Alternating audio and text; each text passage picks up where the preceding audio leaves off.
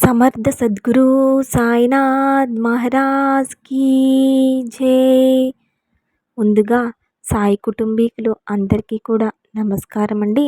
బాబావారి ఆశీస్సులు మనందరిపైన ఎల్లవేళలా ఉండాలని చెప్పి మనస్ఫూర్తిగా కోరుకుంటున్నాను.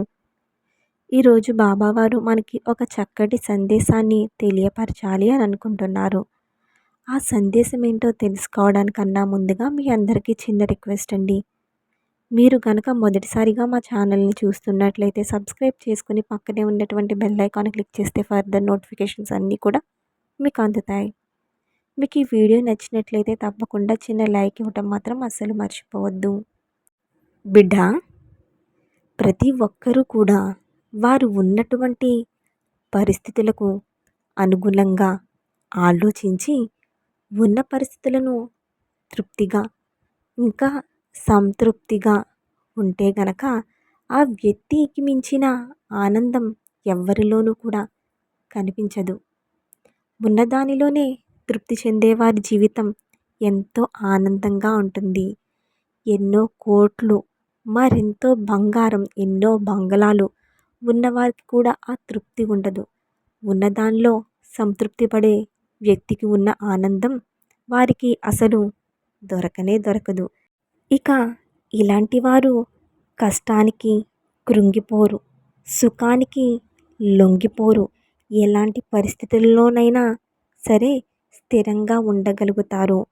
ఇక అత్యంత క్లిష్ట పరిస్థితులలో కూడా తమ లక్ష్యం వైపు దృఢంగా ఉండేవారికే అదృష్టం కూడా ఎప్పుడూ అనుకూలంగా ఉంటుంది. గుర్తుపెట్టుకో, సముద్రంలో ఎన్ని నీళ్లు ఉన్నా కూడాను బిందెడు మంచినీళ్ళకే విలువ ఎక్కువగా ఉంటుంది కదా, అవునా?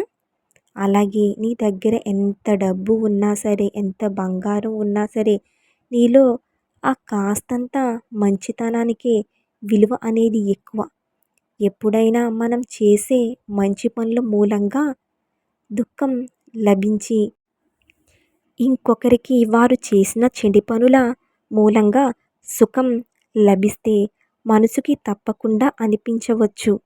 ఇక ఇలా సత్కార్యాలే చేయటం వలన, ధర్మాన్నే అనుసరించడం వలన కలిగే ప్రయోజనం ఏమిటి అని, అవునా? కానీ దుష్టాత్ములకి ఏం లభిస్తుందో మీరు ఎప్పుడైనా గమనించారా? దుష్టకార్యాలను తలపెట్టే వారి హృదయం ఎప్పుడు అల్లకల్లోలంగా, చిరాకుగా ఉంటుంది.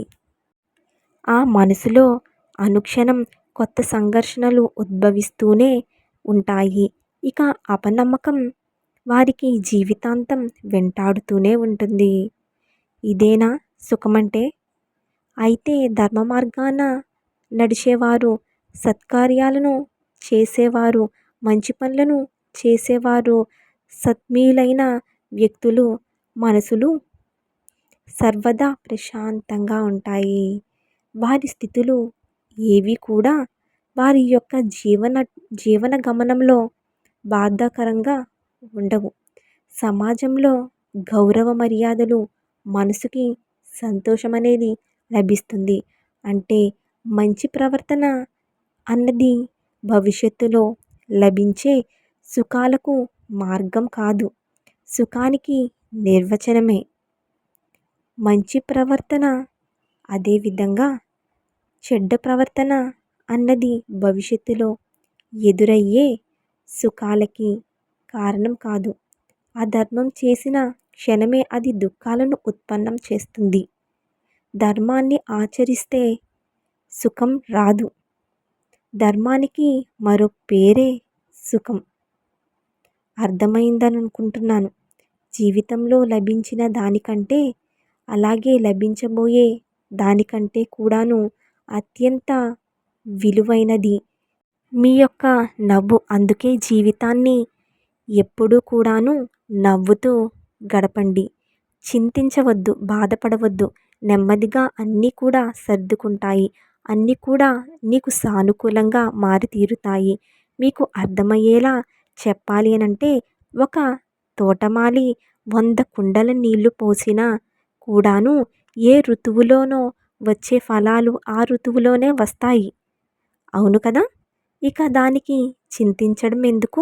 అర్థమైందని అనుకుంటున్నాను బిడ్డ. ఒక స్త్రీ గాని, పుస్తకం గాని, డబ్బు గాని, అలానే పరాయి వాళ్ళ చేతుల్లోకి వెళ్తే మళ్ళీ తిరిగి రావు. ఒకవేళ వచ్చినా కూడా స్త్రీ చెడిపోయి వస్తుంది. పుస్తకం చెరిగిపోయి వస్తుంది. ఇక డబ్బు విడతలు విడతలుగా వస్తుంది. తెలుసు కదా? కాబట్టి జాగ్రత్తగా ఉండండి. ఎవరైనా వారు చేసిన అపరాధానికి దండన లభిస్తే అటువంటప్పుడు అది అన్యాయమని ఆ వ్యక్తి మనసు రోదిస్తుంది. తాను ఆ అపరాధం చేసినప్పుడు తన ఆలోచనలు భిన్నంగా ఉండేవని తన యొక్క మనసుకు అనిపించవచ్చు. ఇక అపరాధం జరిగిన తరువాత ఆ వ్యక్తి దానికి పశ్చాత్తాపం తప్పక చెందుతాడు. తన ఆలోచనలలో పరివర్తన వస్తుంది. మరి ఆ వ్యక్తికి దండన ఎందుకు లభించింది? నిజానికి ఒక చర్య జరిగింది అంటే దానికి ప్రతిచర్య కూడా అనివార్యం కదా. కర్మానుసారమే ఫలితం అనేది ఉంటుంది. ఇంకొకరికి ప్రేమ పంచితే సుఖం అనేది ప్రాప్తిస్తుంది. ఇంకొకరిని హత్య చేస్తే మృత్యుదండనే కదా లభిస్తుంది. చేసిన కార్యాన్ని బట్టే న్యాయం కూడా ఉంటుంది సుమా. అయితే మరి పశ్చాత్తాపానికి పాశ్చాత్తాపానికి విలువే లేదంటారా? ఉంది, తప్పకుండా ఉంది. విలువ ఉంది. పశ్చాత్తాపం ఇంకా పశ్చాత్తాపం వలన మనిషికి ఆత్మబలం అనేది తప్పకుండా పెరుగుతుంది. రానున్న దండనను స్వీకరించడానికి మనిషి యొక్క మనసుని సంసిద్ధమైతే చేస్తుంది. అయితే ప్రాయశ్చిత్తం లేకుండా దండనను స్వీకరించడం వలన ఫలితం ఉంటుందా? మీరే ఆలోచించండి మరి. ఏ విషయం మీద కూడా ఆసక్తి లేని వారంటూ ఈ ప్రపంచంలో ఎవ్వరు ఉండరు కదా బిడ్డ. వారికి ఎలాంటి ఆసక్తి అనేది ఉంటుందో అలాంటి వారిగానే మారిపోతారు. ఇక ఎలాంటి ఆలోచనలు ఉంటాయో అలాంటి ఒక ప్రపంచమే వారి చుట్టూతా కూడా ఏర్పడుతూ ఉంటుంది. ఇక అలాంటి ఫలితాలనే వారు తప్పకుండా భవిష్యత్తులో అనుభవిస్తారు. ఇది గుర్తుపెట్టుకోండి. ఎప్పుడూ కూడా తన తండ్రి పుత్రుడు సుఖంగా ఉండాలని కోరుకుంటూ ఉంటాడు. వారి భవిష్యత్తు గురించే నిరంతరం ఆలోచిస్తూ చింతిస్తూ ఉంటాడు. ఈ కారణం వలనే బహుశా తన సంతానం యొక్క భవిష్యత్తుకు మార్గాన్ని తనే స్వయంగా నిశ్చయం చేస్తూ ఉంటాడు. తండ్రి తాను ఏ మార్గాన నడిచాడో, ఏ మార్గంలోని సంకట పరిస్థితులను స్వయంగా చూశాడో, ఏ మార్గంలోని వెలుగు నీడలని తను స్వయంగా చూసి తెలుసుకున్నాడో, ఇక అదే మార్గంలో తన పుత్రుడిని కూడా నడవమంటూ ఈ కోరికే ఉంటుంది ప్రతి తండ్రికి. నిస్సందేహంగా ఉత్తమమైన భావనే ఇది. అయితే ఈ ప్రశ్నల గురించి కూడా కొంచెం ఆలోచించండి. మనం మర్చిపోతూ ఉంటాం. ఏమిటా ప్రశ్నలు? మొదటి ప్రశ్న, కాలంతో పాటు ప్రతి మార్గంలోనూ కూడాను మార్పులు రావంటారా? అలాగే కాలంతో పాటు కొత్త పరిస్థితులన్నీ ఎదుర్కొంటారా? మరి గతించిపోయిన కాలం నాటి అనుభవాలు కొత్త తరానికి ఎలా ఉపయోగపడతాయి మరి? రెండవ ప్రశ్న, పిల్లలకి తమ యొక్క తల్లిదండ్రుల నుంచే అన్నీ లభిస్తాయంటారా? చెప్పండి. తమ సంతానానికి సంస్కారం నేర్పేదే తమ యొక్క తల్లిదండ్రులే. కానీ మనసులోని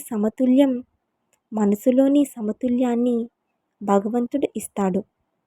ఏ మార్గంలోనైతే తండ్రికి సాఫల్యం లభించిందో ఇక అదే మార్గంలో నడిచే సంతానానికి సుఖము, సాఫల్యము లభిస్తాయని నమ్మగలరా?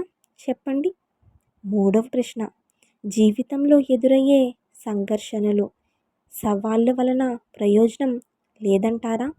ప్రతి ఒక్క కొత్త ప్రశ్న కొత్త సమాధానానికి తెర తీయదంటారా? అయితే మరి సంతానాన్ని కొత్త ప్రశ్నలకు, కొత్త కొత్త కొత్త సవాళ్లకు, కొత్త కొత్త సంఘర్షణలకు దూరంగా ఉంచడం వారికి మంచి చేయడం అంటారా? లేదా హాని చేయడం అంటారా? అంటే ఏ ప్రకారంగా సంతానం యొక్క భవిష్యత్తుని నిర్ణయించడానికి మారుగా వారి వ్యక్తిత్వాన్ని రూపుదిద్దడం శ్రేష్టమో, అదేవిధంగా సంతానం యొక్క జీవిత మార్గాన్ని నిర్ణయించడానికి మారుగా వారికి కొత్త కొత్త సంఘర్షణలు ఎదుర్కోవడానికి మనోబలం, విజ్ఞత అందించడం ఎక్కువ ప్రయోజనకరం కదా? మీరే ఆలోచించండి. నిర్ణయం మీకే వదిలేస్తున్నాను. ఇక నీ మనసులో ఇప్పటి వరకు ఎన్నో ప్రశ్నలు, ఎన్నో అనుమానాలు వస్తూనే ఉన్నాయి కదా? నా ఈ సందేశంతో నీకున్నటువంటి ప్రశ్నలకు సమాధానాలు అన్నీ కూడా వచ్చాయని అనుకుంటున్నాను. బాబా, నువ్వే కదా నన్ను ప్రశ్నలు అడిగావు అని అనుకుంటున్నావు కదా? లేదు తల్లి, ఆ ప్రశ్నలకి నువ్వు సమాధానం వెతుక్కుంటావు చూడు, అదే నీ మనసుకి నువ్వు చెప్పేటటువంటి సమాధానం. కనుక జాగ్రత్తగా ఆలోచించి ఎటువైపు అడుగు వెయ్యాలా అన్నది నిర్ణయించుకో. నీకు ప్రతి విషయంలోనూ నీ బాబా సర్వదా తోడు ఉన్నాడని మర్చిపోవద్దు. ఈ గురువారం పూట నువ్వు అందుకున్న ఈ సందేశం అనేది నీకు జీవితాంతం గుర్తుండిపోతుంది, మరెంతో ఉపయోగపడుతుంది, నీ జీవితాన్ని ఒక మలుపు తిప్పుతుంది. ఇదండి ఈరోజు బాబాగారు అందించిన ఒక మంచి సందేశం. మీకు ఈ సందేశం నచ్చిందని అనుకుంటున్నాను.